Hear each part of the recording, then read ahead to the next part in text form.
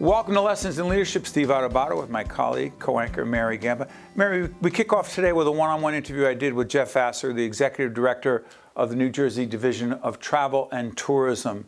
You saw that interview. Most memorable part of it for you is? Talking about FIFA, I am so excited about it. I'm not even a soccer Hold on, the fan World Cup you're talking about? Talking about the the World World Cup? Cup. It's just so exciting to have something so big coming to New Jersey. He talks about what it's going to bring to the region. And it's just really exciting to learn about that, but also to celebrate all the other great things going on in New Jersey, regardless of the season and regardless of when our viewers are watching. How about this? Jeff also tells us that there's a World Series of birding, and that goes on in Cape May, New Jersey. It's a fascinating state. It's awesome. And most of us who've lived here our entire lives don't know much of what's going on outside of our immediate area. Jeff Vasser, Executive Director, New Jersey Division of Travel and Tourism. Here we go. We're now joined by Jeff Vasser, Executive Director, New Jersey Division of Travel and Tourism. Jeff, good to see you again. Great to be with you again, Steve. Thanks. Jeff, we're doing this in the fall of 2024. What is the most compelling reason why New Jersey tourism and travel is hot right now? Because of the diversity of offerings that we're promoting. People historically just thought of us as the shore.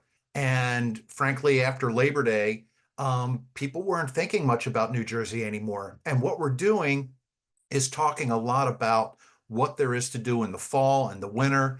And additionally, we're talking to an expanded audience. Our reach is now into Europe, Canada, Mexico, and a lot of it has to do with the upcoming World Cup. It just gives us a new audience and a new way of talking to folks. So now we're talking about agritourism. In the fall of 2024, we're talking about the 750,000 acres of farmland that we have and how people can go do pumpkin picking and apple picking and go to a variety of festivals and enjoy the farm-to-table restaurants that we have to offer. So there are a lot of new things to talk about, and I think that's why people are now focused more on New Jersey, right after Labor Day. You mentioned the World Cup. Connect the World Cup to tourism in the state. What could it really mean when it comes to New Jersey? Well, first of all, Steve, the economic impact for the World Cup is going to be tremendous, and New Jersey is unique in a sense that not only are we hosting 8 games, including the finals at MetLife Stadium, we're also going to benefit from the 6 games that are being played in Philadelphia. So South Jersey is going to get a tremendous economic impact. North Jersey is going to get a much greater economic impact. And we are centrally located for all the people that are going to be doing Philly, New Jersey, Boston, Toronto. So what we're trying to do is encourage people to make base camp, if you will, in New Jersey, because we're central to, being able to veer off and try other venues. Additionally, during the off game, or the off days when there's no games being played, take advantage of the fact that you're in the middle of 2026 and it's the Revolutionary War celebration, the semi-quincentennial, the 250th anniversary, all of those things. And New Jersey has more than 150 Revolutionary War sites. And we want to encourage people to go explore that and take advantage of the attractions and the restaurants and everything that's nearby. So we're encouraging our destinations to bundle, if you will, hotels, restaurants, other attractions, and incorporate all of the things that people want to see and do on the days that they're not, experiencing a match at the World Cup. Jeff, you cannot watch television or any media platform without seeing a 30-second spot, a travel and tourism spot. To what degree do you change those 30-second spots, you and your team and the marketing folks? How do they change, and do they change by season, events, opportunities? Like, what's the strategy there? It's primarily by season, Steve. So in March, April, we're starting to talk about summer because we want people to book in advance and and whether you're doing a hotel room or you're doing an Airbnb or renting a house. So March, April, we're focused on those attractions. When we get to the tail end of summer, we're starting to talk about fall and the changing leaves. So on TV, we're doing a broader outreach, but then when we're in, magazines or, we're doing Facebook or other digital, we're zeroing in on specific attractions. For example, many people don't realize that Cape May is one of the top birding destinations in the country. Is that right? We'll be focused to those folks. And Birding, hold on one second. Jeff, birding is big? birding, Cape May is known as the second best location in the country for birding. It's where the northern and southern cross currents meet. And the World Series of birding is held every year in Cape May in the spring. It's a tremendous, tremendous attraction down there. Yeah. It's so interesting. You're born and raised in New Jersey, and you think you know everything about the state, and you realize you don't know anything. Well, Go jump back in, because I was also going to ask if there's going to be special marketing and promotion connected to the World Cup, or meaning, do you promote based on events as well as seasons? We do. So for instance, you mentioned, World Cup. We're going to be doing a lot internationally as well. The international folks don't necessarily care about our history. But if we talk to the German market, our research has shown that the German market really cares about the beaches. They care about Americana. So we're going to be talking about a lot of our downtown cool, walking areas in Collingswood, in Madison, in Chatham, in Morristown. We're going to be talking a lot about the things that they can do and what appeals to them. Same thing with the UK. We're going to be talking about what appeals to them. We're going to be talking about golf in a lot of our outreach. They're interested in golf and the beach and the restaurants. They want to see what we do. And of course, we want to push our vineyards. We have over 100, 150 awesome. breweries and the wineries, and everybody wants to see those. Before I let you go, I'm curious about this, Jeff. How did you find yourself in this position leading travel and tourism in the state? Well, I used to be the president of the Atlantic City Convention and Visitors Authority, which happens to be a state authority for years. So some of the people that were involved in the Murphy administration remembered my work from there. And when the Murphy administration came in, they were looking for somebody to head up tourism. And I was the guy. But my background, Steve, goes back 35 years in tourism and hospitality, primarily in New York City, but also in New Jersey. I'm a proud Jersey boy, so it's great to be back doing this. Since you mentioned New York, real quick before I let you go, World Cup, Northern New Jersey at MetLife. Are we competing with New York for where people are going to be when games are not played? No, we are. Our bid was New Jersey and New York City. So they are our partners in this. So when we are advertising, when we're promoting internationally, we're going to be working with New York City. And we're going to be using, frankly, New York City as a hook.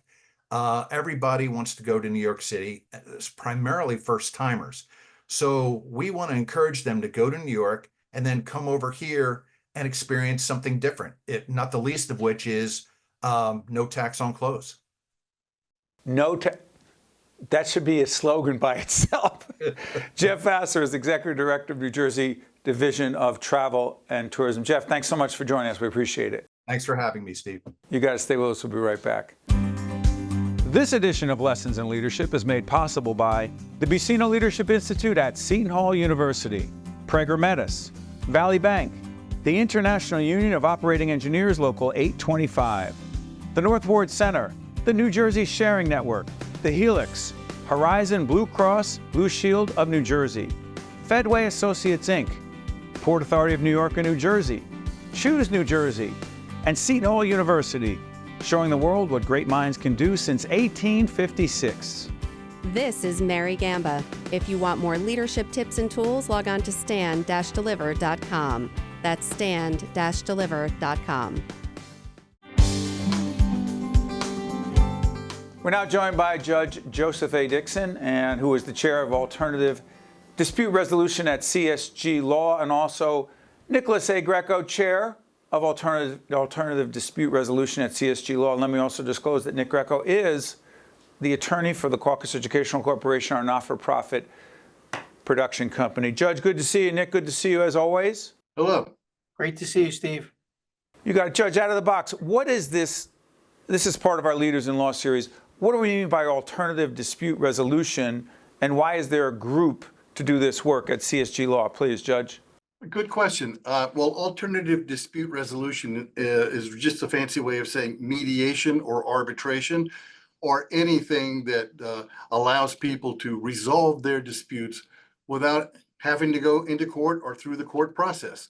But normally in our cases, it's mediation, and a lot of times it's arbitration. Our alternative dispute resolution group came about, quite frankly, because of Nick Grieco. When I retired from the bench, that's all I wanted to do, and the firm brought me in here, and Jeff Chiesa and Frank Giantomasi and Armin Shahinian were all very gracious about saying, do what it is you feel comfortable doing. And that's what I do. I do mediations, and any time I get called to help people resolve their disputes, I do special master work, which is helping the judges out in court. But Nick came in, and I know Nick a long time. And Nick said to me, well, why don't we have a group? Because Nick does mediations as well and arbitrations. He does this work. And he goes, why don't we have a group? And it was all his idea. And I said, well, actually, that's a very good idea.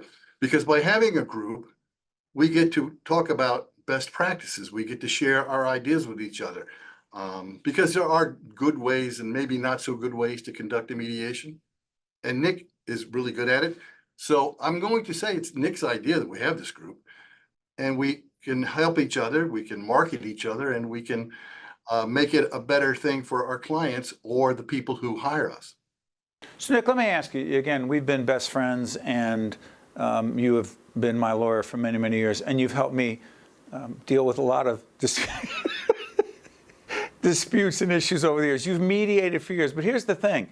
What the heck is the market, Nick, for alternative dispute resolution? Who and what is the market? The market is the legal community, and most importantly, their clients. First of all, it's a mutual admiration society. This group doesn't work without Judge Dickson and his gravitas as a former federal magistrate, and just his knowledge and experience, and the team that Frank, Jeff, and Armin and Pat Costello have built here and given the support here at CSG. It doesn't work without that. I may have just posed the question of the formality of the group, but it was Judge Dickson running away with the plan much earlier than me even arriving here. So let me just put that out there. And yes, I have mediated so many personal disputes for you over the years. Hold on, you didn't have to say so many, Nick. Go ahead. A couple. But at this stage, with the cost of disputes for companies, it makes no sense to fight every fight to the death, because it just doesn't make any sense, and it's not cost effective. It takes the executives out of their day-to-day job. If I have to, as their lawyer and not the mediator, if I have to have them participate in some type of litigation or dispute, as opposed to just doing what they do for the company. So when COVID kind of shut down the courts for quite some time, mediations began to grow, particularly a different side of mediation now, the Zoom mediation. So what we're doing Nick, now, you can mediate in this setting? I would say, Judge, we probably do at least half of our mediations on Zoom, which requires dinosaurs sometimes like me to catch up on technology, which was, it's really important to be caught up on all of that new technology, because at any time you're doing a mediation, and I know the judge had one this morning and I had one Friday, where we had maybe 8 or 9 different folks on at different times in different rooms. So technology has really, really helped the mediation and arbitration practice. Sure. I mean, just today, I left a mediation I'm involved with today downstairs, and we have people in here in person in a room, and then I have 3 different parties on Zoom in another conference room. So I can separate them into different rooms in Zoom. Hold on, Judge. Do they have to be separated? I'd like to separate them normally, Go ahead. especially when they're co-defendants and they're pointing the finger at each other. So you separate them, but you Right. bring them together remotely. Help me understand this, Judge, and then Nick, jump in as well. Is the purpose of mediation / alternative dispute resolution? By the way, look at our previous interviews with Jeff Chiesa on our Leaders in Law series. Jeff Chiesa, Frank Giantomasi, and Judge Costello. Look at those interviews. You'll look on our website, you'll see them. So I'm curious about this. Is it to get them to talk to each other or get to a place that they could never, ever get to on their own? Judge, you first, and then Nick. Yeah, I think that both of those answers are correct. We separate them so that they can tell us exactly how they feel about a case, and that allows them really, if they think that they should compromise, to admit that to us without admitting it to the person that is either suing them or to whom they are being told they owe money to. So separating them works. And frankly, in my experience, putting everybody in the same room and letting them shout at each other is unproductive and doesn't work. So the beauty of Zoom is that you can set up Zoom rooms so that they can come all by Zoom, or like today I said, I had some people in person and I had some people in Zoom. So yeah, I like to keep the parties separated. Once in a while on very technical issues, I'll bring them together so they can explain to each other what they really mean. Nick, are they, as the judge just said, are they talking through you? Yeah, well, in many instances, the mediation or arbitration is the first chance for an aggrieved party to tell their side of the story. And it's important for us to listen. They may not, or their lawyer may not let them tell their full side of the story to the other side, but they'll let them tell it to us. Sometimes we do certainly bring the lawyers together, but as the judge said, we don't necessarily bring the parties together because of the dispute and the conflict generally. We may in the beginning to introduce ourselves, and we may at the end, but generally not. The idea is to get them to tell us what they wouldn't tell the other side, and then we advocate each other's positions to an extent, but while they're hiring someone of Judge Dickson's expertise or the other 12 or so mediators that we have here at CSG in our group, is because of their experience. We're able to give them years and years of experience as to what we think is the resolution course for this matter, whether it's how to continue business together, not business together, whether it's a personal injury, whether it's a bankruptcy, whether it's a family divorce. Our group incorporates all of those issues and tries to find a resolution. Real quick, I want to also make it clear that we are kicking off the CSG Leadership Academy, and our team at Stand and Deliver is going to be proud to facilitate that. I'm looking forward to that. And that leads me to my last question. Nick, you first, and then the judge. I'm big on facilitation, engaging people, moving the, I like to call it, Nick was a former point guard back in the day when he played basketball. You're laughing, but it's true, Nick. A facilitator, moving things that otherwise wouldn't move in the right way. Is that the primary skill of someone involved in mediation or otherwise known as alternative dispute resolution, being a facilitator? Is that it, Nick? To an extent, I think that's a very important skill. You're trying to facilitate listening and incorporating your thoughts to the other side and trying to encourage them to compromise. I mean, I had a mediation last Friday where one of the parties said, "That would not make me happy, Mr. Grieco." I said, "I'm not necessarily here to make a person happy. As a matter of fact, when most people leave and they settle the case, they're a little unhappy with us, but all sides are a little unhappy because it's our job to try to get a compromise." So yeah, we're not looking to be someone's best friend when we leave mediation. We're looking to find a resolution. And yes, moving all the pieces in one direction is not the same as moving them like on a chess field. So Judge, Yep. To Nick's point, you don't care if you're popular after this process?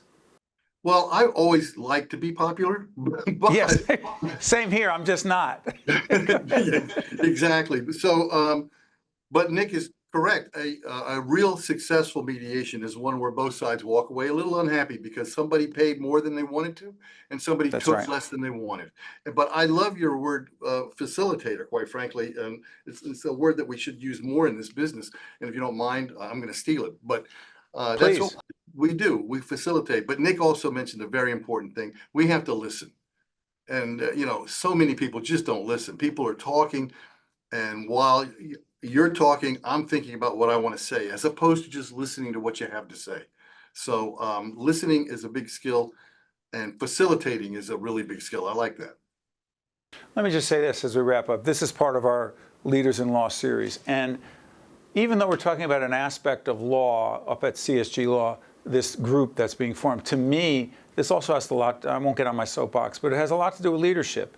Being a mediator, finding common ground, realizing that neither party may be happy at the end, but you're doing what's best. It's a legal process. It's what CSG Law is involved in, but to me, it's a leadership trait as well. To Nick Grieco and to Judge Dickson, I want to thank you so much for joining us, and our friends up at CSG Law, a big part of our Leaders in Law series. Thanks so much. Thank you, gentlemen. Thank you. Thank you. It's been a pleasure. And Nick, you did not need to tell people I have a lot of disputes that you have to resolve. That was totally inappropriate. We'll edit that out. Thanks very much, folks. We'll be back just in a moment. Promotional support for this edition of Lessons in Leadership with me, Steve Adubato, and my colleague Mary Gamba has been provided by NJ.com, NJBIA and New Jersey Business Magazine, CIANJ and Commerce Magazine, and the Meadowlands Chamber and Meadowlands Media. Lessons in Leadership would like to thank our newest sponsors who make our programming possible, including The Helix, Horizon Blue Cross Blue Shield of New Jersey, and the Port Authority of New York and New Jersey. All right, Mary, we just talked about alternative dispute resolution. I don't know if this one fits into that category, but this is an extraordinary case that you and I have been using in our leadership coaching, particularly with physicians, but with all kinds of folks. This is a case study. Mary and I do a lot of our seminars and focus on case studies. Check this one out. Now, some people might think this is purely clinical, but to Mary and I, this is about leadership, accountability, and who owns the mistake. This is a patient who died in Florida. Under what circumstances? Check this out. I'm reading from the Saratoga newspaper, Saratoga down in Florida. A Florida surgeon removed a patient's liver instead of his spleen last month, causing his death, according to the attorney. The gentleman is William Bryant. His wife, Beverly, they were visiting a rental property in the panhandle of Florida. Pain on his left side. His attorney said he was admitted to a certain hospital, I'm not even going to name it, for spleen abnormalities. He was reluctant to have the surgery, didn't want to have it, not going to name the doctor. Hey, Mary, the surgeon did not remove the spleen. The surgeon removed the liver instead. Patient died. We've talked about this with dozens of physician leaders from across the country. Question, I'm a PhD, not an MD. You've been in a lot of hospitals, I have as well. Here's the question, from a leadership perspective, who is the quarterback in the operating room and who's ultimately responsible? I'm not saying legally, I'm not talking about alternative dispute resolution, just anecdotally. Well, that surgeon is definitely the person responsible, but the leadership and communication errors that we've analyzed is that every single person in that room should also be a leader, should also step up. And of course, there's all the medical people said, well, if it was laparoscopic, it's hard to know. You blow up the belly. What side is it on?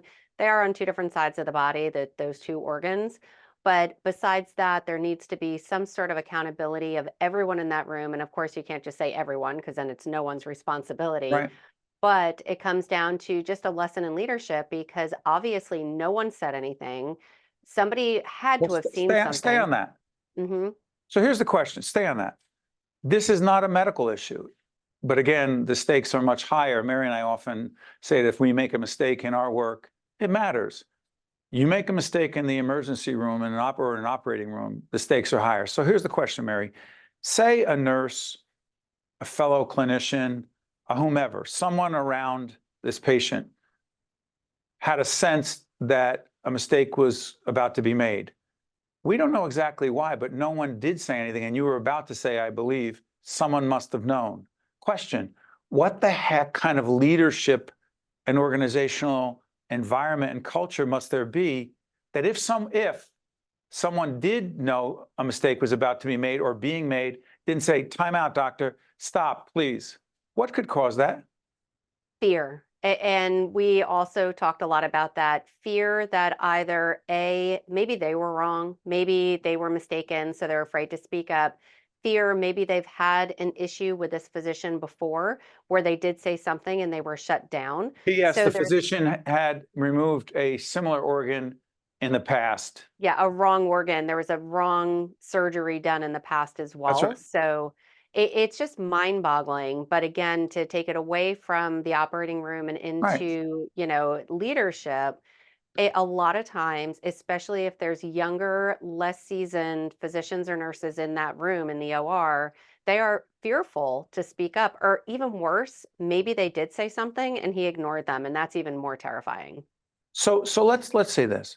I've got this, one of the books I have here. First, extreme ownership that I talked about before. I do wonder who, quote, owned this mistake ultimately. People, like you said, if people say everyone's responsible, that actually means nobody's responsible.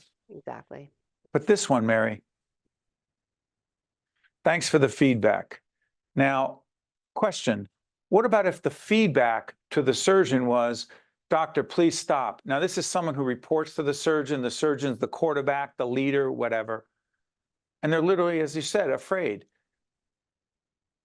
What happens in a team, in an organization where the leader, me in this case, or any other organization, if people are afraid to give feedback and the leader is never saying thanks for the feedback, the leader is saying, how dare you question me?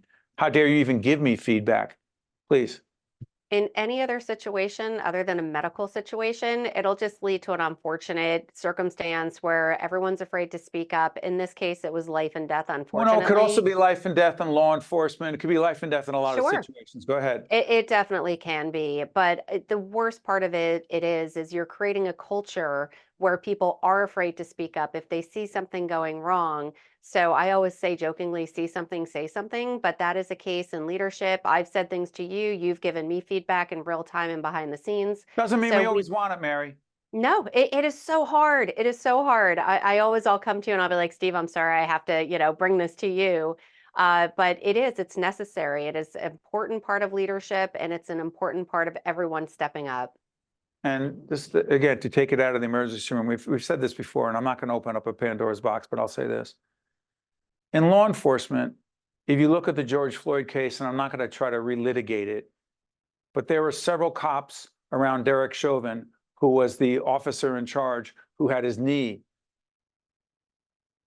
on his neck. And no one stopped him, no one said anything. And if the argument is he's the commanding officer, that doesn't make him God. And it would have been, frankly, pretty terrific if we could go back and some of those officers could have said or would have said, hey, stop, don't, but no one did. Regardless of the venue, when the stakes are high or not so high, speak up, as Mary said, see something, say something. And when leaders refuse to allow that or have that environment, everyone pays a price. I'm off my soapbox. For Mary, myself, and the team, thanks for watching Lessons in Leadership. See you next time.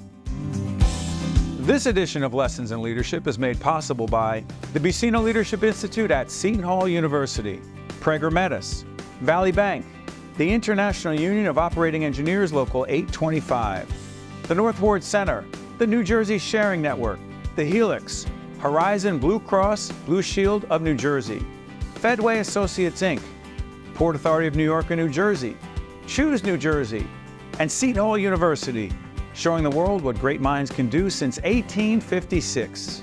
This is Mary Gamba. If you want more leadership tips and tools, log on to stand-deliver.com. That's stand-deliver.com. Promotional support for this edition of Lessons in Leadership with me, Steve Adubato, and my colleague Mary Gamba has been provided by NJ.com, NJBIA and New Jersey Business Magazine, CIANJ and Commerce Magazine, and the Meadowlands Chamber and Meadowlands Media.